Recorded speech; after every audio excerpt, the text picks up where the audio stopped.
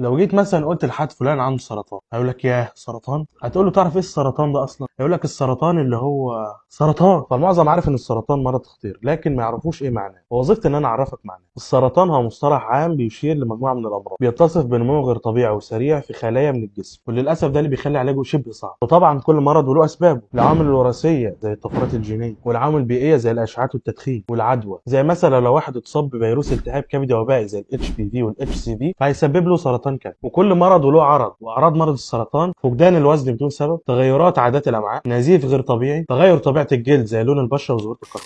وزي ما ظهر علماء كتير عالجوا السرطان باساليب كيميائيه زي سيدني فاربر ولويس جودمان وغيره، ظهر علماء عالجوا السرطان بجزيئات النانو زي الدكتور مصطفى السيد. والوقايه خير من العلاج. طبعا اول حاجه لازم نتجنبها التدخين والدايت والرياضه والدايت دم خفيف والفحص الدوري للكشف المبكر عن السرطان. طب لو ما لحقتش الوقايه يبقى لازم علاج، وعلاج السرطان ما بيخرجش بره اللي قالهم لك دول. العلاج الجراحي اللي ممكن يوصل لدرجه استئصال عضو كامل زي الثدي مثلا، والعلاج بالكيماوي والاشعاعي زي الرنين، وان انت تاخد علاج بيقوي جهاز المناعه عندك ضد السرطان. وفي النهايه نقدر نقول ان السرطان ده زي صديق السوء، مش كده برضه؟ لا لازم سرطان.